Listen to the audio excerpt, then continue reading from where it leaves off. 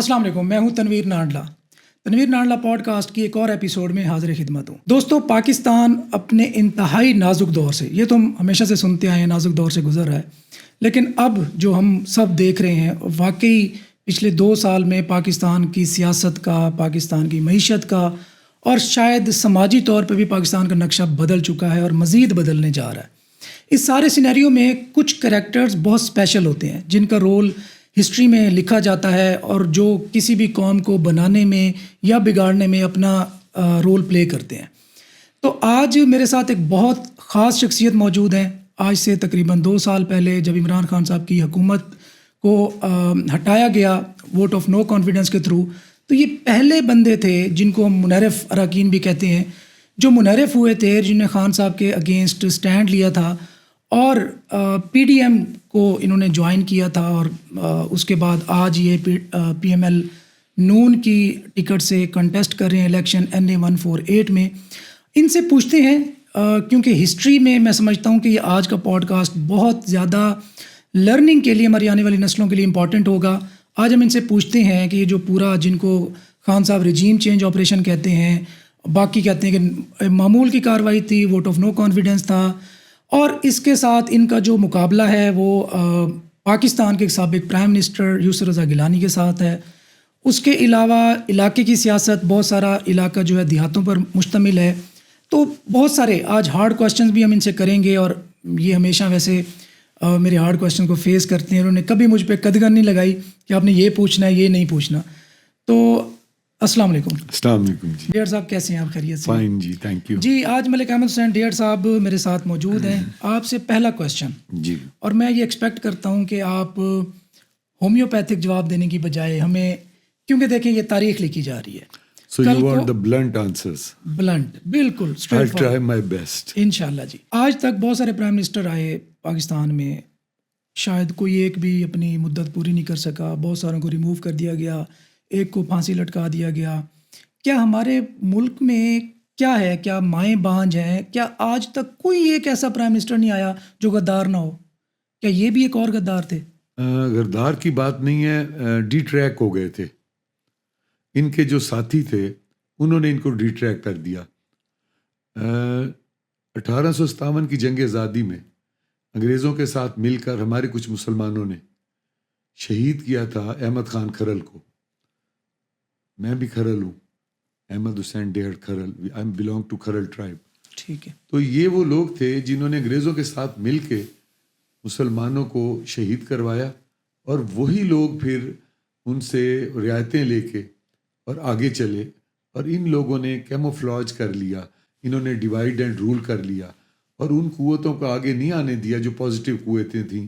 انہوں نے کیموفلاج کیا اور ملک کی ترقی کے راستے روک لیے۔ ان کی وجہ سے ہم ان حالات پہ پہنچے ہیں۔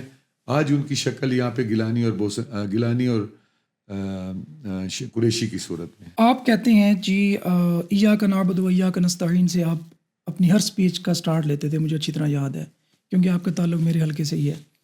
تو پھر آپ کو ایک ٹائم پہ نہیں لگا کہ آپ جس کے ساتھ کھڑے ہیں، جس کی ایمانداری کی آپ گواہیاں دیتے ہیں، اسی کے اگینسٹ آپ نے کہا جی نہیں، یہ بے وفائی کر رہا ہوں میں اس کے ساتھ؟ تو وہ بے وفائی کس کے ساتھ تھی؟ آپ سمجھتے ہیں کہ جنہوں نے ہٹایا ان کے ساتھ آپ وفا نبھا رہے تھے، یا خان کے ساتھ بے وفائی کر رہے تھے؟ نہیں، میں نے کہا کہ خان جو ہے ایک سادہ آدمی تھا، کرکٹر تھا، پولیٹیشین نہیں تھا، اور اس کا مقابلہ ان سے تھا جو انگریزوں کے زمانے پہ مسلمانوں کو شہید کرتے آ رہے تھے اور اب تک مسلمانوں کے اوپر ظلم کرتے آ رہے ہیں۔ اچھا، وہ لوگ جو تھے جو عمران خان کی رائٹ اور لیفٹ پہ بیٹھے تھے۔ آپ کا اشارہ شاہ محمود قریشی صاحب کی طرف ہے؟ شاہ محمود قریشی، عامر ڈوگر، فواد چودھری۔ ٹھیک ہے۔ کیونکہ شاہ محمود قریشی نے سائفر میں پھنسایا۔ عمران خان میں سمجھتا ہوں ایک سیدھا آدمی تھا، ان کی باتوں میں آ گیا، ڈی ٹریک ہو گیا، اور وہ شاید اپنی پوری کرنا چاہتا تھا کہ جی health reforms, education reforms, police reforms, bureaucracy structure, یہ کرنا چاہیے تھا اسے، اور وہ کرنا چاہتا تھا۔ ان لوگوں نے اسے ڈی ٹریک کر دیا جو صدیوں سے انگریزوں کے اشاروں پہ چل رہے ہیں، اور صدیوں سے جو پاکستان کی ترقی نہ ہونے کے ضامن ہیں، اور کرپشن کے یہ بادشاہ ہیں، اور لوگوں کو جان کی دھمکیوں تک دینے سے باز نہیں آتے، اور اپنے مفادات کے لیے کچھ بھی کر سکتے ہیں۔ نیگیٹو فورسز میں ان کو نام دوں گا، اور انہوں نے ہی اس ملک کو ترقی نہیں کرنے دی. اب دیکھیں آج یہ الیکشن لڑ رہے ہیں میرے حلقے میں، گیلانی صاحب لڑ رہے ہیں، ٹھیک ہے جی. میں لوگوں سے یہ پوچھتا ہوں کہ آپ کے حلقے میں اگر کوئی چور ہے، چوری کرتا ہے، کیا آپ اس کو الیکشن ووٹ دیں گے، اس کو چیئرمین بنائیں گے؟ وہ کہتے ہیں نہیں. میں نے کہا جو ہار چوری کرے اس کو بنائیں گے؟ وہ حیران ہو جاتے ہیں، کہتے بات تو ٹھیک ہے. پھر میں نے کہا جو حاجیوں کو جو لوٹے اس کو آپ بنائیں گے؟ میں نے انہیں کہا جو چرس کوئی بیچ رہا ہے اس کو آپ چیئرمین بنائیں گے اپنے حلقے کا؟ انہوں نے کہا جی نہیں. میں نے کہا پھر جنہوں نے ایفیڈرین بیچی ہے ان کو ووٹ دیں گے؟ نہیں، یہ چیزیں پروون تو نہیں ہے. مطلب ایفیڈرین کیس میں موسیٰ گیلانی صاحب تھے، آئی تھنک وہ تو کلیئر ہو گئے تھے. یہ پھر وہ سیاسی چپکلشی سمجھ آتی ہے کہ آپ ان پہ الزام لگائیں، وہ آپ پہ الزام لگائیں. دیکھیں میں نے تو یہ الزام لگائے نہیں ہیں. ٹھیک ہے. ایک خبریں میں ایک اشتہار انہوں نے چلایا تھا جس میں انہوں نے یہ باتیں لکھی. تو انہوں نے کہا جی کہ ہم اس پہ ڈیفرمیشن کا دعویٰ کرتے ہیں. آج تک ہم انتظار کر رہے ہیں، وہ نہیں ہوا. سم تھنگ واز دیئر، مطلب کچھ تھا تو کچھ بات ہوئی. پھر ٹھیک ہے نہیں تھا یہ سب کچھ، میں مان لیتا ہوں. 30 ایکڑ زمین تھی ان کی، آج کتنی ہے؟ وہ تو کہتے ہیں آپ فنڈ کرتے تھے سارا کچھ، تو پھر آپ بھی تو کرتے تھے نا ایک ٹائم پہ، آپ بھی MP رہے ان کے. میں اگر کرتا تھا تو وہ ایک کرتے تھے، ویسے اس بات کو آپ تسلیم کرتے ہیں؟ میرے خیال ہے یہ بات بلو دا بیلٹ ہٹ کرنے والی ہوگی اگر میں اس پہ اظہار کروں. ایک وقت گزرا ہے تو اس کے بارے میں مناسب نہیں ہے، ویلیوز کی بات ہے. لیکن میں یہ ضرور کہوں گا کہ انہوں نے دیکھیں جب وزیر اعظم بنے تھے تو آدھی کوٹھی بیچ دی تھی، آج 14 کوٹھیاں ہوں گی. آج مطلب اربوں خربوں کون نہیں جانتا. اچھا، اس طرف بھی آتے ہیں. آپ بتائیں کہ 2018 میں آپ نے کہا جی بوسن صاحب جو ہیں یہ قبضہ گروپ ہیں، یہ لینڈ گریبرز ہیں، یہ ہیں، یہ وہ ہیں. آج جب آپ کو ان کی ضرورت پڑی تو آپ نے ان کے ساتھ ہلاک کر لیا، 1 منٹ نہیں لگایا، کسی سے مشورہ نہیں کیا. اور جب آپ کو انسٹرکشنز ملی آپ کی لیڈرشپ کی طرف سے، چونکہ آپ نون میں ہیں، تو آپ نے ان کے ساتھ ہاتھ ملا لیا. تو اب جو عام بیچارہ جس نے ووٹ دینا ہے، جس سے آپ ووٹ مانگنے جاتے ہیں، وہ کہتا ہے جی ہم نے ان کو بھیجا تھا پی ٹی آئی کے لیے ووٹ دے کے اسمبلی میں، انہوں نے 1 منٹ لگایا، نون میں شامل ہو گئے، پھر انہوں نے بوسن صاحب سے ہاتھ ملا لیا. آج بوسن صاحب کلیئر ہو گئے ہیں، وہ اکٹھے کیمپین کر رہے ہیں. تو عام عوام بیچاری کنفیوز ہے، وہ کیا کرے اس موقع پہ؟ اس کا ذرا تفصیل سے جواب دینا پڑے گا. PTI میں عمران خان صاحب کو میں کہتا رہا کہ آپ کے رائٹ اور لیفٹ والے آپ کی جگہ لینا چاہتے ہیں، کانشیس ہو جائیں، نہیں ہوئے. آج وہ جیل میں ہے. شاہ محمود صاحب کے بچے الیکشن لڑ رہے ہیں. آج عمران خان جیل میں ہے، عامر ڈوگر الیکشن لڑ رہے ہیں، باقی سب لڑ رہے ہیں. یہ اس کی سازش ان کے ساتھیوں کی یہ ثابت ہو گئی. دوسری بات میں نے کیوں چھوڑا، دیکھیں یہ تھوڑی سی لانگ سٹوری ہے. جی. برن سینٹر میں بچے داخل 6 سال سے کم عمر نہیں ہونے دیے گئے. اس کا جو انچارج تھا وہ کاسمیٹک پلاسٹک سرجری کرتا تھا، 70 لاکھ روپے کماتا تھا مہینے کا، اور وہ بزدار صاحب کے تھرو پہنچاتا تھا. میں نے اس پہ سٹینڈ لیا کہ بچے میرے علاقے کے، میرے حلقے کے غریب بچے 6 سال سے کم عمر نشتر میں داخل ہوتے ہیں. نشتر میں وہاں ایک بیڈ پہ 4 بچے ہیں اور زخم ان کے ننگے ہوتے ہیں، اور وہاں پہ جراثیموں میں وہ جلے ہوئے بچے مر جاتے ہیں. میں نے بہت زور لگایا عمران خان صاحب سے، سب سے کہا، شاہ محمود قریشی اور عامر ڈوگر نے میری نہیں چلنے دی اور وہ بچے مر گئے. میں اتنا دکھی تھا کہ میں نے کہا میں اب ان کے ساتھ نہیں رہ سکتا کہ میرے بچوں کے یہ قاتل ہیں. جب یہ سچویشن تھی اور میں اس وقت سیاست کے چھوڑنے یا ان کو چھوڑنے کی باتیں کر رہا تھا، تو مجھے شہباز شریف صاحب نے بلایا. انہوں نے کہا پرابلم کیا ہے؟ میں نے کہا جی میں اپنے ضمیر کی آواز پہ میں نہیں چل سکتا آگے. انہوں نے کہا کہ اگر میں بچوں کا وارڈ تمہیں بنوا دوں اسی ہاسپٹل برن سینٹر میں، جہاں ہر وقت پھر بچوں کو داخل کرنا پڑے گا اور کوئی روک نہیں سکے گا. تو مجھے بات سمجھ آ گئی. میں نے کہا اگر آپ یہ کر دیں تو میں آپ کے ساتھ آنے کو بھی تیار ہوں، میں اپنا سودا کرنے کو بھی تیار ہوں، میں پارٹی چھوڑنے کے لیے بھی تیار ہوں، میں اپنے بچوں کی زندگی کے لیے سب کچھ کرنے کو تیار ہوں. اس کے اوپر انہوں نے مجھ سے کمٹمنٹ کی کہ 2 مہینے میں ہم آپ کو بچوں کا وارڈ بنا دیں گے. اس کے اوپر میں نے عدم اعتماد میں ان کو چھوڑا.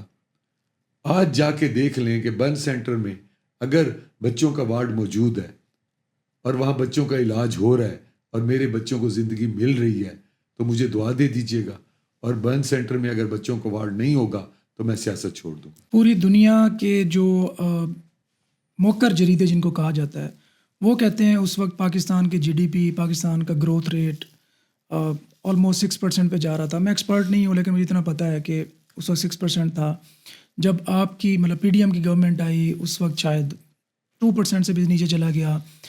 کرنٹ اکاؤنٹ ڈیفیسٹ آپ کے سامنے ہے، انفلیشن آپ کے سامنے ہے، ڈالر ریٹ آپ کے سامنے ہے، صحت کارڈ آپ کے سامنے ہے۔ یہ ساری چیزیں ان کو پس پش ڈال کے ہم 6 بچوں کی جو آپ بتا رہے ہیں، مطلب یہ سب کچھ کیسے اس چیز کو ہضم کریں؟ آپ کے خیال میں یہ جو سب کچھ ہو رہا تھا اس کے رسپانسبل جو PDM حکومت تھی، آپ یہ سمجھ رہے ہیں؟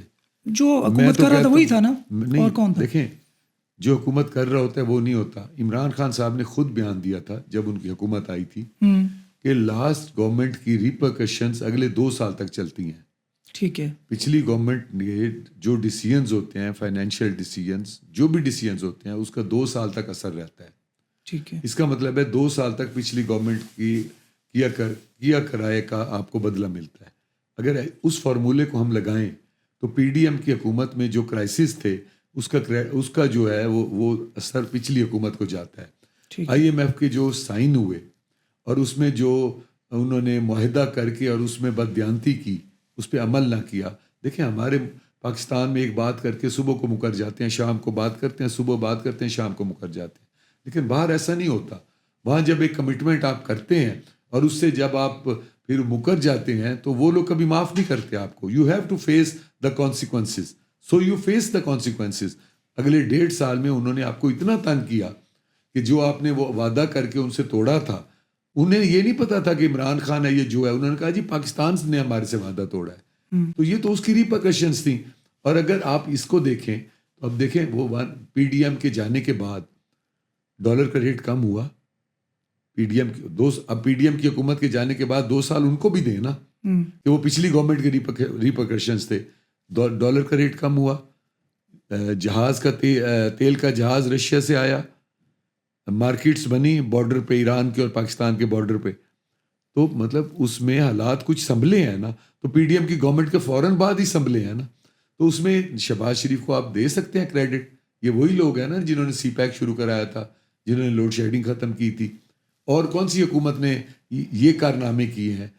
جنہوں نے موٹر ویز شروع کرائے تھے، جن کے دور میں انویسٹمنٹ آ رہی تھی، تو they had some specialty to control the finance and for the bright future of Pakistan. We can hope on them, we can trust on them. تو آپ سمجھتے ہیں کہ اگر گورنمنٹ آتی ہے نون کی، آپ کی حکومت آتی ہے، تو یہ 2 سال جو پچھلی حکومت کے اثرات آپ کہہ رہے ہیں چلتے ہیں، وہ مزید 2 سال چلیں گے یا وی کین ایکسپیکٹ کہ برائٹ فیوچر ہے پاکستان کا؟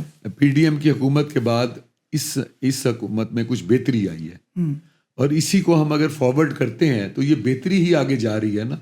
تو اب جو کیا بہتری آئی ہے ویسے، آپ کیا سمجھتے ہیں؟ دیکھیں، ڈالر کا ریٹ کم ہوا ہے، اس کے بعد مہنگائی قدرے جو بہت تیزی سے بڑھ رہی تھی وہ رک گئی ہے۔ اس کے بعد جو ہے ابھی ایران کے ساتھ آپ کی ڈیلز جو ہوئی تھیں، ابھی تو ایک مس ہیپ اور ہو گیا، چلیں اس کا بھی شاید کوئی حل نکل آئے گا۔ لیکن میں سمجھتا ہوں کہ اس کو اگر پولیٹیکل گورنمنٹ، آج بھی انٹرم گورنمنٹ ڈیل کر رہی ہے نا، پولیٹیکل گورنمنٹ ڈیل کرے گی تو وہ حالات کو مزید بہتر کر لے گی، اور نون لیگ اس کی ایکسپرٹ ہے۔ میں یہ سمجھتا ہوں کہ نواز شریف ہی غریب کی ہوپ ہیں جو مہنگائی ختم کر سکتے ہیں۔ اور چیف آف آرمی سٹاف کو میں کریڈٹ اس کا ضرور دوں گا کہ اس وقت جو چیف آف آرمی سٹاف جو فائنینشیل میٹرز پہ اسپیشلی فیوچر کے لیے انٹلیکچوئلس کے ساتھ مل کے جو پلاننگ کر رہے ہیں، اور اس میں نیکسٹ، کیا آپ سمجھتے ہیں کہ یہ ان کا رول ہے، ان کو ہی کرنی چاہیے یہ کام؟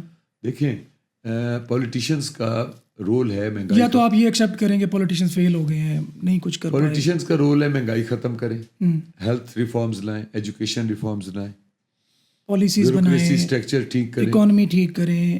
تو ہم یہ تو نہیں کہہ سکتے کہ فوج انہیں روکتی ہے یہ کام کرنے سے۔ نہیں، آپ کہہ رہے ہیں کہ ان کو کریڈٹ دے رہے ہیں، آپ وہ کر رہے ہیں۔ وہ نہیں کرتے، اگر پولیٹیشینس وہ آپس میں لڑتے رہتے ہیں، پھر پورا پولیٹیکل ہمارا سسٹم ہی فیل ہو گیا نا۔ پھر تو فیل نہ ہو، جوائنٹلی تو کام کر سکتے ہیں نا، اوکے، جوائنٹلی ایفرٹ تو کر سکتے ہیں نا۔ جب سیلاب ہو یا زلزلہ تو جانیں تو بچاتے ہیں نا, وہ تو سویلین کا کام ہے نا جانیں بچانا, فوج کا کام تو نہیں ہے. بالکل. اس وقت بھی تو فوج آ جاتی ہے نا. تو فائنینشیل کرائسس میں بھی اگر فوج سے ہیلپ لی جائے تو وہ پاکستان کی فوج ہے, کوئی انڈیا کی فوج تو نہیں. ٹھیک ہے. اچھا ابھی ہمارا کوشچن وہی رہ گیا, ہم اس طرف آئے نہیں تھے شاید. آپ بوسن والی سائڈ پہ آتے ہیں کہ آپ ان کو کہتے تھے قبضہ گروپ ہیں, لینڈ گریبرز ہیں, اب آپ کے ساتھ چل رہے ہیں. اس کو کلیریفائی کروں گا جی. یہ آپ کہ میں یہ کہتا تھا, میں نے کبھی انہیں کرپٹ نہیں کہا تھا. اوکے. میں نے انہیں کوئی فائنینشیل کرپشن کے اوپر ان کے اوپر بات نہیں کی تھی. مجھے جو ان کے اوپر اعتراض تھا, ہمارے یہاں کہتے ہیں کہ بھینسے کھلوا لیتے ہیں جی پولیٹیکلی, جو وکٹمائزیشن. بوسنوں میں ایک گروپ ہے, اوکے, جو بوسنوں کا گروپ اب ان سے علیحدہ ہو گیا ہے. میرے آنے کے بعد وہ گروپ ان سے علیحدہ ہو گیا ہے. وہ ابھی خبر آ رہی تھی کہ بوسن کا ایک گروپ علیحدہ ہو گیا ہے. آپ جانتے ہیں کہ انہوں نے بوسن اڈے پہ قبضے کیے ہوئے ہیں. وہ جھوٹے پرچے بھی کرواتے ہیں اور چوریاں ڈکیٹیوں میں بھی لوگوں کی سپورٹ کرتے ہیں. وہ گروپ موجود ہے. میرے خیال مناسب نہیں ہے یہاں پہ نام لینا. بالکل. وہ گروپ خود علیحدہ ہو گیا ان کو چھوڑ کے. اور میں نے جو قریب آ کے میں ان کو دیکھا ہے, تو میں ان کے اوپر اعتراض نہیں کرتا تھا, اس گروپ پہ اعتراض کرتا تھا جو علیحدہ ہو گیا. اور بوسن گروپ وہ موجود ہے, لیکن پاور میں یہ ہوتے تھے نا, تو وہ ان کے ساتھ تھے نا. اوکے. تو مس یوز کرتے تھے ان کو. ٹھیک ہے. علاقے کے باقی مسائل کی بات کرتے ہیں. ہمارے ہاں مین مسئلہ یہ لا اینڈ آرڈر کا ہے.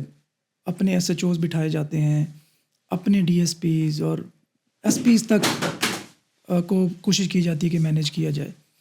تو آپ کا شروع سے یہی منشور تھا کہ تھانے کچہری کی سیاست نہیں ہوگی, تھانے میں جھوٹی ایف آئی آر نہیں ہوگی, جو جھوٹی ایف آئی آر میں پھنس جائیں گے میں ان کو یہاں رہنے نہیں دوں گا. تو اس کو آپ نے کیسے انشور کیا, اور نیکسٹ آپ کے کیا پلانز ہیں اس بارے میں؟ میں نے اس کو انشور ایسے کیا کہ میں نے ایک بل 182 امینڈمنٹ کا اسمبلی میں ڈالا, اور میں اس کے اوپر ورکنگ کر رہا ہوں 2010 سے. سب سے پہلے میں نے بل ڈالا کہ جو کسی پہ جھوٹا پرچہ کرے گا, that has been approved. Okay. جو میں بل کی بات کر رہا ہوں, جو کسی پہ جھوٹا پرچہ کرے گا اس کو 7 سال کی سزا ہوگی قتل کا, جو قتل کا جھوٹا پرچہ. جو عمر قید کا جھوٹا پرچہ کرے گا اس کو 5 سال سزا. جو لڑائی کا جھوٹا پرچہ کرے گا اس کو 1 سال سزا. دس بل ہیز بین اپرووڈ. اب اس کی امپلیمنٹیشن کی بات ہے. امپلیمنٹیشن میں فلا یہ رہ گیا کہ یہ کورٹ کے ذریعے امپلیمنٹ ہونا تھا, اور اس کا پروسیس بہت لمبا تھا, کوئی بندہ اس میں نہیں جاتا. پھر میں نے اس میں ایک نئی امینڈمنٹ ڈالی. اس میں نے ڈالا کہ پولیس کاگنیزنس, اور اس میں نان بیلیبل, جیسے ہی پرچہ خارج ہوگا پولیس کاگنیزنس آئے گی کہ پولیس فوراً ہی مدعی پہ پرچہ کر دے گی جس نے جھوٹا پرچہ کرایا ہوگا, اور وہ پھر نان بیلیبل ہوگا. صحیح ہے. اس کے لیے میں نے نئی امینڈمنٹ ڈالی. اس امینڈمنٹ کو میں نے سینٹ میں, قومی اسمبلی میں بھی اپروو کرا لیا. پہلے میں نے اپنی چیئرمین اسٹینڈنگ کمیٹی انٹیریئر میں خود تھا, تو ہم نے اس کمیٹی میں پاس کیا, پھر ہم نے اسے اسمبلی میں پاس کیا, پھر اسے سینٹ میں پاس کیا. اب وہ پریزیڈنٹ کے پاس گئی ہوئی ہے. انشاءاللہ مجھے اب میں نے بنا کے وہاں بھیجیں, اس کو میں پاس کرواتا ہوں. اس کے بعد جو سب سے بڑی, دیکھیں بھٹو صاحب کہتے تھے کہ میں نے مرزائیوں کو کافر قرار دیا, اللہ اس پہ مجھے بخشے گا. میں یہ کہتا ہوں کہ میں نے یہ جھوٹے پرچوں کا جو قانون بنوایا ہے, جو کسی پہ جھوٹا پرچہ کرے گا اسی پہ پرچہ ہو جائے گا. اس سے اس غریب کو سکھ ملے گی جن کی آپ بات کر رہے تھے, گیلانی صاحبان جن پہ ظلم کر رہے ہیں, کہ وہ جھوٹا پرچہ ہوگا تو پھر اسی پہ ہو جائے گا جس نے کروایا ہوگا. تو لوگ جھوٹے پرچے سے سارے کرواتے ہیں, مطلب یہ ان تک محدود نہیں ہے کہ ہر جس کا بھی بس چلتا ہے اپنے پولیٹیکل اپوننٹ کو کرش کرنے کی کوشش کرتا ہے. اچھا, ایک طرف گیلانی صاحب ہیں, سابق پرائم منسٹر ہیں, اس سے اونچی کوئی سیٹ نہیں ہے پاکستان میں. اتنا ماشاءاللہ ان کا قد ہے, اتنے سیزنڈ پولیٹیشین ہیں, 30-40 سال سے, بلکہ 40 سال سے بھی زیادہ ٹائم ہو گیا ان کو پالیٹکس کرتے ہوئے. ایک طرف وہ ہیں, دوسری طرف بالکل نیا چہرہ ہے, شاید کوئی بھی ان کو نہیں جانتا حلقے میں, لیکن چونکہ خان صاحب کی طرف سے وہ لڑ رہے ہیں تو ڈیفینیٹلی ان کو وہ ایج ہے. تو ایک تو گیلانی صاحب کے ہوتے ہوئے اور تیمور مہیک کے ہوتے ہوئے لوگ آپ کو ووٹ کیوں دیں؟ دوسرا اسی کا ایک ضمنی کوشچن ہے کہ آپ اپوننٹ کس کو سمجھتے ہیں, مقابلہ کس کے ساتھ ہے آپ کو؟ پی ٹی آئی سے تھریٹ ہے یا گیلانی صاحب سے؟ اللہ کی مہربانی سے مجھے دونوں سے تھریٹ نہیں ہے. جو اللہ کے بھروسے پہ چلتا ہے وہ کسی تھریٹ سے نہیں ڈرتا, نہ اسے کوئی تھریٹ ہوتا ہے. دوسری بات, جو پہلا سوال آپ نے کیا اس میں یہ ہے, میں پولیٹیکل تھریٹ کی بات کر رہا ہوں کہ کون, میں بھی پولیٹیکل تھریٹ, میں کسی کو پولیٹیکل تھریٹ نہیں سمجھتا, کیونکہ پچھلے الیکشن میں نے گیلانی صاحبان کو اللہ کی مہربانی سے ہرایا ہے. لیکن اس وقت عبد القادر صاحب تھے نا, بڑے گیلانی صاحب نہیں تھے. میرے خیال میں کوئی فرق نہیں ہے. ٹھیک ہے, میں سمجھتا ہوں کوئی فرق نہیں ہے, کیونکہ اس کی بھی وہ باتیں میں کرنا نہیں چاہتا جو, ایک تو یہ بات ہے. اور دوسرا سوال جو آپ کہہ رہے تھے, دوسرا یہ تھا کہ گیلانی صاحب ایک مطلب بڑے قد کے بندے ہیں, ادھر سے تیمور مہی صاحب ہیں پی ٹی آئی, ان کے ہوتے ہوئے لوگ آپ کو ووٹ کیوں؟ مجھے اس لیے ووٹ دیں, دیکھیں پچھلے 5 سال اٹھا کے دیکھ لیں, 5 سال میں نے انشور کیا ہے کہ میرے حلقے میں جھوٹا پرچہ نہ ہو. یہ ان مجبوریوں کے باوجود کہ شاہ محمود قریشی صاحب پرائم منسٹر اس پی ٹی آئی دور میں میرے مخالف تھے, میرا ہر کام روکتے تھے, اور پی ڈی ایم دور میں گیلانی اوپر بیٹھے تھے اور گیلانی میرا کام روک رہے تھے. ان سے لڑتے ہوئے میں نے پوری کوشش کی کہ میں جھوٹے پرچے روکوں, میں چور ڈکیٹ کی سپورٹ نہ کروں, میں قبضہ گروپ جو ہیں ان کو قبضے نہ ہونے دوں. اور میں یہ سمجھتا ہوں میں 70% اس میں کامیاب رہا ہوں, اور میں نے ڈیلیور کیا ہے, اور آج لوگ اس کا مجھے کریڈٹ دے رہے ہیں. پھر جو میں نے ڈیولپمنٹ کے کام کروائے ہیں, مثلا میں نے 200 کارنیا ٹرانسپلانٹ کروائے ہیں, جو نہیں دیکھ سکتے تھے وہ دیکھ رہے ہیں لوگ. میں نے ہاسپٹل جو ہے وہ 150 بیڈ کا اپتھمولوجی سینٹر, آنکھوں کا ہسپتال بنوایا ہے, وہ ابھی فائنل میں نے وہ ہونے والا ہے DHQ میں. اس کے علاوہ میں نے وائس کنٹرول ویل چیئر کا ایک پروجیکٹ شروع کر رہے ہیں ہم. وائس کنٹرول ویل چیئر ہوگی. بریل پرنٹنگ پریس جو ہے اس کی وہ پریس شروع ہو رہی ہے, جس میں وہ کتابیں جو بلائنڈ ہاتھوں سے پڑھتے ہیں. ایک وائٹ کین ہے جس میں وہ بلائنڈ لے کے جائے, دیوار اور پانی آئے تو وائبریٹ کرتی ہے, اس کو ہم مینوفیکچر کرنے جا رہے ہیں. اس کے علاوہ میں نے ڈیول کیریج وے ہیڈ محمد والا پہ وہ بنوائی, اربوں روپے کا پروجیکٹ ہے, وہ جاری ہے کام. میں نے نشتر 2 کی فل فنڈنگ کروائی. عبداللہ سنبل صاحب تھے جو اس وقت چیف سیکرٹری تھے, مرحوم اللہ انہیں جنت میں جگہ دے, انہوں نے فل فنڈنگ کروائی. میں نے جو پاکستان کے ساؤتھ پنجاب کے کسی پروجیکٹ کی آج تک فل فنڈنگ نہیں ہوئی, سال لگ جاتے ہیں. اس کے علاوہ متی تل روڈ ایک تاریخی کام ہوا جو پرائم منسٹر بھی اپنے دور میں نہیں کرا سکا, 2.5 ارب کا منصوبہ تھا. اوور ہیڈ برج مظفر آباد, یہ بھی بہت بڑا منصوبہ ایک ہے. تو میں سمجھتا ہوں کہ میں نے وہ کام کیے ہیں جو پاکستان کی تاریخ میں شاید پہلے اس حلقے میں کبھی نہیں ہوئے. اس کے علاوہ آپ دیکھ لیں میں نے BHUs کی رینوویشن کروائی ہے, میں نے فلٹریشن پلانٹ سکولز میں لگوائے ہیں, ویسے فلٹریشن پلانٹس لگوائے ہیں, اور ہیلتھ کے اوپر میں نے بے شمار کام کیا ہے. میں نے ایک نیکو سینٹر ہوتا ہے اس کی SNE کروائی ہے. وہاں یہ حالت تھی کہ ایک بچہ داخل ہوا جو ابھی پیدا ہوا تھا, تو وہ 40,000 کا انجیکشن تھا, تو اس کے باپ نے بیوی کو کہا کہ میں تو 40,000 کا نہیں بھر سکتا, یہ بچہ مر جائے تو ہم اور پیدا کر لیں گے, میں یہ پیسے نہیں بھر سکتا. پرائم منسٹر جس علاقے کا رہا ہو, وہاں نشتر میں یہ حالت ہو, اس کی میں نے SNE کروائی. اب وہاں پہ سرکاری طور پر پیسے ملتے ہیں. تو میں نے ایسے کام کیے ہیں جس میں میرے اللہ کی مجھے مدد ملی.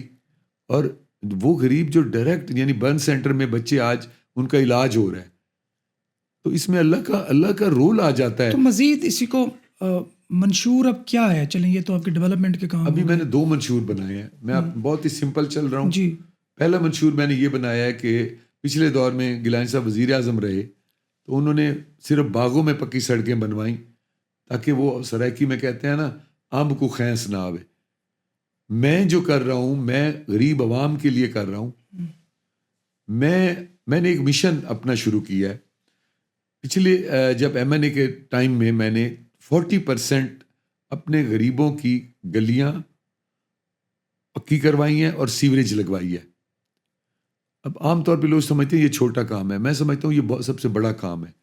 جب غریب آدمی بارش میں باہر نکلتا ہے نا, تو وہ نہ باہر نکل سکتا ہے, نہ بچوں کو روٹی کھلا سکتا ہے, نہ اسکول بھیج سکتا ہے, اور نہ نوکری پہ جا سکتا ہے. تو ان کی گلیاں پکی کرانا اور سیوریج یہ ان کا بیسک رائٹ ہے جو آج تک اسے وزیر اعظم بھی نہیں دے سکا ہمارے حلقے میں. میں نے 40% مکمل کروا لیا ہے, اور اس دفعہ باقی 60% مکمل کرا کے 100% اپنے علاقے کی گلیاں اور نالیاں پکی اور سیوریج لگواؤں گا. عام لوگوں کے لیے تھوڑا کام ہے, غریب کے لیے سب سے بڑا کام ہے. دوسرا میں نے یہ پلان کیا ہے جو میری فیوچر پلاننگ ہے, روزگار بہت ضروری ہے. میں ایک یونین کونسل میں آپ 4 نوکریوں سے زیادہ سرکاری نہیں دے سکتے. میں اس طرف نہیں جاؤں گا. میں ٹیکنیکل ٹریننگ کرواؤں گا. غریب کے ہر خاندان میں سے ایک بچہ لوں گا. نیفٹک اور ٹیفٹا سے اس کی ٹیکنیکل ٹریننگ کرواؤں گا. اور اس میں جیسے مثلا میٹرک پاس ہے تو اس کو کمپیوٹر سکھائیں گے, کیونکہ میٹرک پاس کو اگر آپ جاب دیں تو 10,000 20,000 کی, اور کمپیوٹر سیکھا ہوا ہے تو 50,000 کی ہے. اسی طرح انڈسٹریلسٹ جو زیادہ پڑھے ہوئے ہیں اس کو انڈسٹری کی ٹیکنیکل ٹریننگ دلواؤں گا. جو ان پڑھ ہے اس کو میں ان پڑھ کو, یعنی جیسے الیکٹریشین کی ٹریننگ ہے اس طرح کی ٹریننگز دلواؤں گا. اب ایک عام آدمی کی تنخواہ 10,000 ہوگی, 15,000. جب الیکٹریشین بن جائے گا تو 50,000 ہوگی. اب ان سب ٹریننگس کو مکمل کرا کے میرا یہ ارادہ ہے, اگر گیلانی صاحب کے انشاءاللہ ان سے جیتنے کے بعد مجھے جس طرح کوئی آفر ہوتی ہے منسٹری کی, تو میں سب سے تھکی ہوئی منسٹری لوں گا, اوورسیز کی منسٹری, اگر مجھے ملتی ہے اللہ کی مہربانی سے.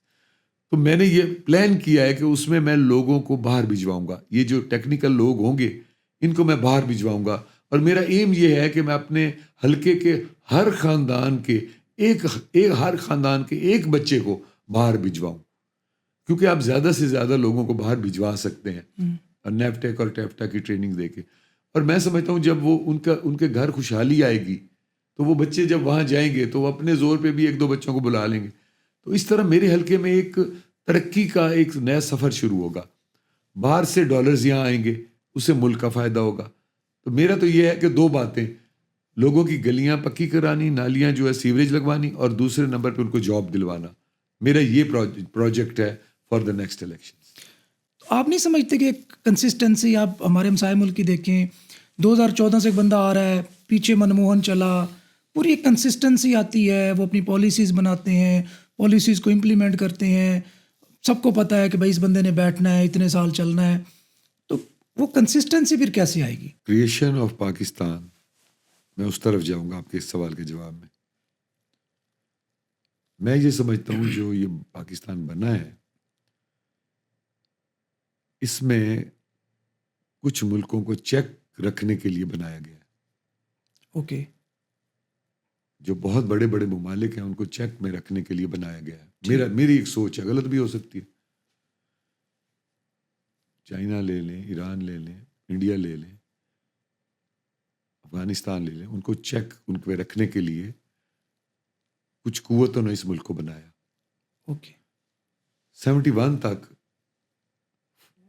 فوج اتنی کمزور تھی کہ ملک 2 ٹکڑے ہوتا رہا, جو کچھ ہوتا رہا انہوں نے اس کو اپنے طور پہ استعمال کیا. ہماری فوج مضبوط ہوتی ہے 77 میں جب ایٹم بم آتا ہے.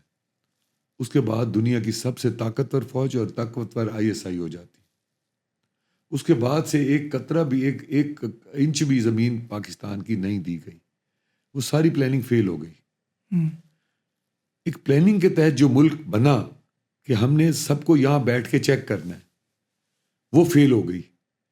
یہ ہماری فوج کی سب سے بڑی کامیابی تھی کہ وہ اپنے پاؤں پہ کھڑی ہو گئی. لیکن ہمارے ذہنوں میں ڈال دیا گیا کہ آپ کی فوج جو ہے وہ غاصب ہے, آپ کے حقوق کو قابض کرنا چاہتی ہے. یہ تو ویسے کسی نے نہیں ڈالا ایسی چیز. مجھے تو ہر سوال سے یہی خوشبو آتی ہے. صحیح ہے. میں یہ کہتا ہوں کہ اگر سیاستدان مہنگائی ختم نہیں کرتا تو اس میں فوج کی قصور نہیں ہے. بالکل صحیح بات. اگر سیاستدان ہیلتھ ریفارمز نہیں لاتا تو فوج کی قصور نہیں ہے. بالکل صحیح ہے. ایجوکیشن ریفارمز نہیں لاتا تو فوج کا قصور نہیں ہے. اگر وہ چیزیں نہیں لاتا, اگر وہ یہ چیزیں لائے گا تو ملک ترقی کرے گا. بالکل. انہوں نے 5-5 سال دیے ہیں, 3-3 سال دیے ہیں, 4-4 سال دیے ہیں, یہ کیوں نہیں ہوتا؟ پہلی بات. دوسری بات یہ ہے کہ ان کو جہاں سے بھی ہوپ ملتی ہے, عمران خان ہوپ ہے تو اس کو لے آئے ہیں, نواز شریف ہوپ ہے تو اس کو لے آئے ہیں. کنٹینیوٹی آف دا سسٹم کی میں بات کر رہا تھا کہ پھر وہ کیسے آئے گا؟ ایک بندے کو آپ اگر 5-10 سال کنٹینیو کرتے عمران خان کو, تو جس طرح عمران خان کو ڈی ٹریک کر دیا تھا, میں نے نام لیے تھے ابھی لوگوں کے, شاہمود قریشی, عامر ڈوگر ہے, فواد چودھری ہیں اور دوسرے ہیں. عمران خان کو اس کے مشن پہ نہیں چلنے دیا, اسے ڈی ٹریک کر کے آج وہ جیل میں ہے, وہ مزے کر رہے ہیں. اس کو اس طرح لے آئے ہیں. تو اگر یہ 5 سال کے لیے اس کو ختم نہ کیا جاتا, اچھا آپ نے خان صاحب سے مجھے یہی بات ختم کر, اگر نہ ختم کیا جاتا تو اس وقت ہم فائنینشیل کرنچ میں ہوتے, اور اتنا بڑا فائنینشیل کرنچ تھا IMF کے معاہدے سے, معاہدے کو آپ نے جو وائلیٹ کیا ہے, اتنا بڑا فائنینشیل کرنچ تھا کہ آپ کو ایٹم بم دینا پڑ جاتا. اور دس واز دا کانسپریسی جس کی میں نے پہلے بات کی ہے کہ یہ کانسپریسی تھی یہودیوں کی اور انڈینز کی, کہ اسرائیل کی اور انڈینز کی یہ کانسپریسی تھی کہ پاکستان کے ایٹم بم کو رول بیک کرے. اور اس کانسپریسی کے اوپر سارا کام ہو رہا تھا. اور اگر یہ 5 سال کی حکومت کو 3 سال پہ ختم, 4 سال پہ عمران خان کی ختم نہ کیا جاتا تو یہ سب ہو چکا تھا. اگر ملک کے مفاد میں یہ کیا گیا ہے, عدم اعتماد کی گئی ہے, تو اس پر ہمیں اعتراض کس چیز کا ہے؟ اچھا ڈیئر صاحب, ابھی میں دیکھ رہا ہوں اخبارات کی صورتحال, شاید پورے ملتان میں 6 ٹوٹل حلقے ہیں, لیکن لگتا ہے سارا فوکس ہمارے حلقے پہ ہی ہے. ایک دن مجھے اخبار دیکھنے کو ملتا ہے جی گیلانی صاحب 65% پاپولیرٹی کے ساتھ آگے, نون لیگ کا نام و نشان مٹ گیا. اگلے دن وہی اخبار ہوتا ہے, نیا سروے آتا ہے کہ نون لیگ جو ہے نا 70% پہ ہے, پیپل پارٹی ختم ہو گئی. تو آپ نہیں سمجھتے کہ آپ جتنے بھی آپ کنٹیسٹنٹ ہیں, آپ کو کوئی ضابطۂ اخلاق ایک دوسرے کے ساتھ بیٹھ کے بنانا چاہیے کہ ٹھیک ہے پالیٹکس اپنی جگہ, اصولوں پہ چیزیں ہونی چاہیے؟ میں یہ سمجھتا ہوں کہ یہاں پہ جو میرے اوپوننٹس ہیں گیلانی صاحب, وہ لوگوں کو تھریٹ کر رہے ہیں, تھریٹ کر کے لوگوں کو اپنے ساتھ شامل کر رہے ہیں.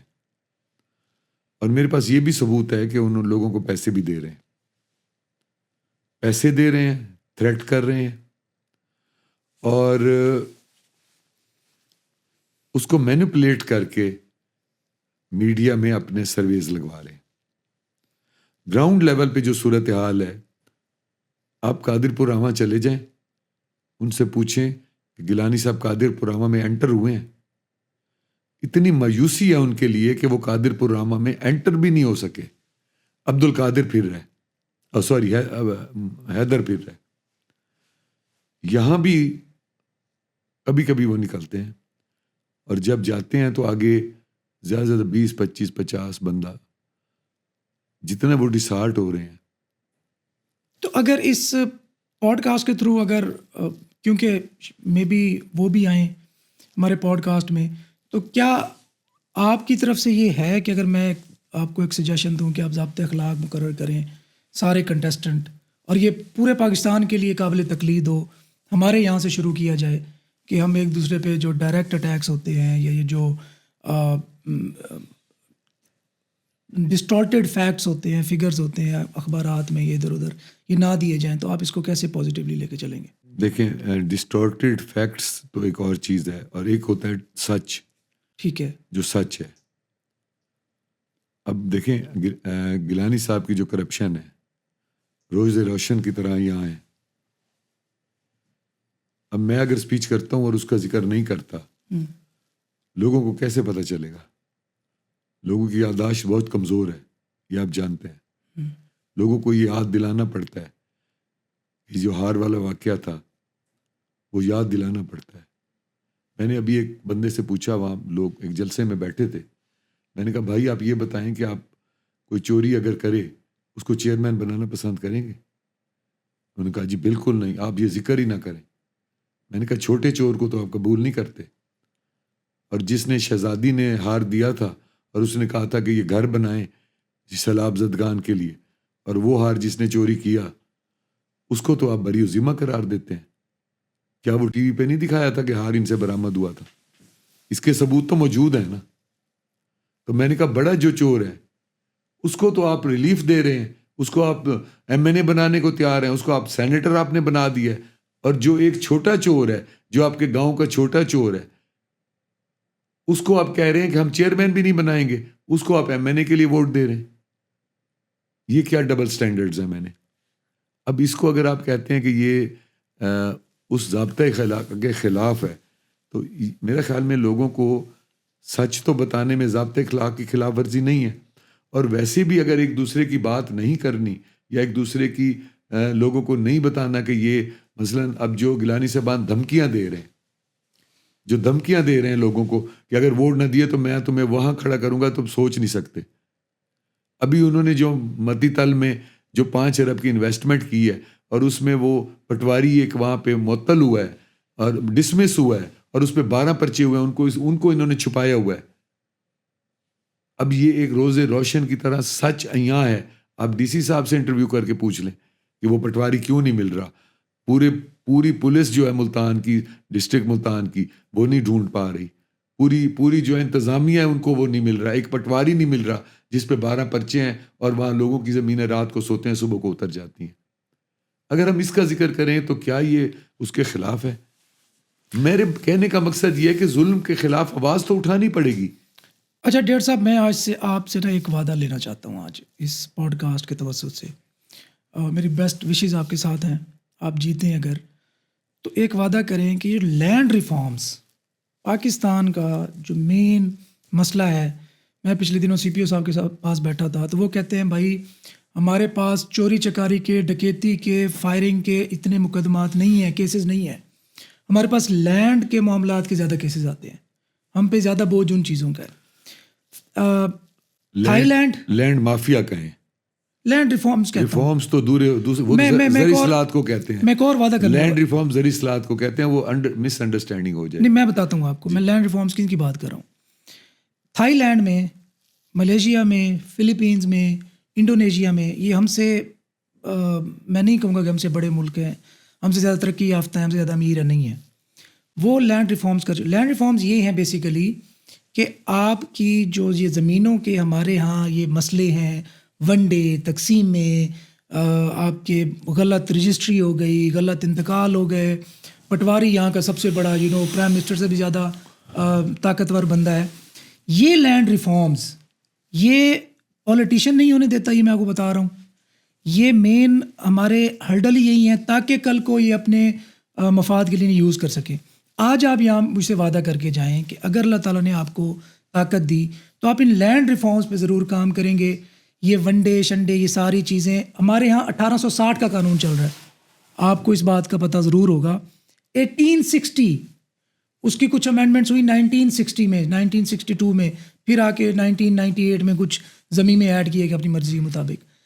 ان لینڈ ریفارمز کی میں بات کر رہا ہوں, ان کا اگر ہو گیا تو ہمارے تو مسئلے ہی حل ہو جائیں گے. میں بات کر رہا ہوں 2 مہینے پہلے کی. گیلانی صاحبان نے ایک تحصیلدار لگوایا ہوا تھا, جس حلقے میں وہ رہتا تھا اسی حلقے کا وہ نائب تحصیلدار تھا, اور اس کا بھائی جو پٹواری تھا وہ بھی اسی حلقے کا رہنے والا اور وہیں پہ پٹواری لگا ہوا تھا. اسی حلقے کا پٹواری رہنے والا, اسی حلقے میں پٹواری لگا ہوا, اسی حلقے کا اس کا بڑا بھائی نائب تحصیلدار اسی حلقے میں لگا ہوا. اور پھر وہاں جو تماشا ہوا کرپشن کا اور زمینیں اتارنے کا, اللہ کی پناہ. دیکھیں اللہ کی لاٹھی بے آواز ہے. لینڈ ریفارمز کا وعدہ آپ کریں گے آج؟ میں سمجھتا ہوں کہ میں نے یہ سٹینڈ عمران خان کے دور میں لیا تھا. عمران خان صاحب ملتان آئے, میں نے انہیں 6 فائلیں پیش کیں جس میں غریب کے زمین 1 کنال اور 10 مرلے اتر گئی اور اس کے انگوٹھے نہیں لگے ہوئے تھے. میں نے اس کا فرینزک کروایا, فرینزک کی رپورٹ ساتھ تھی کہ یہ اس کے انگوٹھے نہیں ہیں. میں نے وہ ساری رپورٹ لے کے عمران خان کو پیش کی. میں نے کہا سر اس کے انگوٹھے بھی نہیں ہیں, اس کی زمین اتار دی گئی ہے, یہ لینڈ مافیا ہے, یہ اینٹی کرپشن والے ہیں, یہ پولیس والے ہیں, یہ سب انوالو ہیں, ان کو سزا دی جائے. 2 سال میں بھاگتا رہا, ایک بندے کو بھی سزا نہیں دی گئی. اس لیے اوپر سے نیچے تک مافیا ملا ہوا ہے اور ان کو سیو کرتے ہیں. اس کے لیے آپ کو ریولیوشنری سٹیپ لینے پڑیں گے, اور میں نے اس کی بہت جنگ لڑی ہے. اور جب وزیر اعلیٰ صاحب کے پاس ایک میٹنگ تھی, اس کے اندر پنجاب کے ایم این ایز تھے, وزیر اعلیٰ تھے, عمران خان وزیر اعظم تھے. میں کھڑا ہو گیا, میں نے کہا سر اس وقت ملتان, ساؤتھ پنجاب اور ملتان میں لینڈ ریکارڈ کی جو کرپشن ہو رہی ہے پاکستان کی تاریخ میں آج تک نہیں ہوئی. انہوں نے کہا کون کرا رہا ہے, نیم دا پرسن. میں کیا آپ کے منسٹرز کروا رہے ہیں؟ انہوں نے کہا نیم the person who is the one. میں نے کہا ہماری ویلیوز نہیں ہے, مجھے نام نہ کر. انہوں نے کہا نام لیں. میں نے کہا جی شاہ محمود قریشی اور عامر ڈوگر. میں نے سب کے سامنے یہ بات کی. اس کے بعد انہوں نے وزیر اعلیٰ صاحب کے ذمہ لگایا کہ اس مسئلے کا حل کریں اور انصاف کر کے دیں. اس کے دوسرے دن 12 MPAs PTI کے انہوں نے میرے خلاف پریس کانفرنس کی، اور اس کے تیسرے دن مجھے پارٹی کی طرف شو کاز ملا۔ جب شو کاز ملا تو میں نے ثابت کیا کہ شاہ محمود قریشی نے ملتان میں جو مارکیٹ کمیٹی کا چیئرمین لگایا ہے وہ چائے کی پتی کا سمگلر ہے، اور شاہ محمود قریشی صاحب نے جو MDA کا چیئرمین لگایا اس کو 3 دفعہ ایجنسیوز نے کرپشن پہ ہٹوایا ہے۔ یہ سب سٹینڈ میں لے چکا ہوں، سب کو بتا چکا ہوں، لیکن عمران خان صاحب اس وقت اتنا ریلائی کرتے تھے اپنے رائٹ اور لیفٹ بیٹھنے والوں پہ کہ وہ کہتے تھے یہ مجھے میرے ساتھ سنسیئر ہے اور ہم لوگ سنسیئر نہیں ہیں۔ تو اس دوران میں دیکھ رہا تھا کہ لینڈ ریفارمز کا وہی مطلب ہے جو میں کہنا چاہ رہا تھا کہ ہمارے ہاں یہ جو ون ڈے تقسیم مسئلے مسائل جو کچہری میں سول اور لینڈ ریونیو ریکارڈ سے ریلیٹڈ جو مسئلے ہوتے ہیں، تو میں آپ سے عہد یہ لینا چاہتا ہوں، وعدہ لینا چاہتا ہوں کہ میں آپ کی اس میں ہیلپ کروں گا۔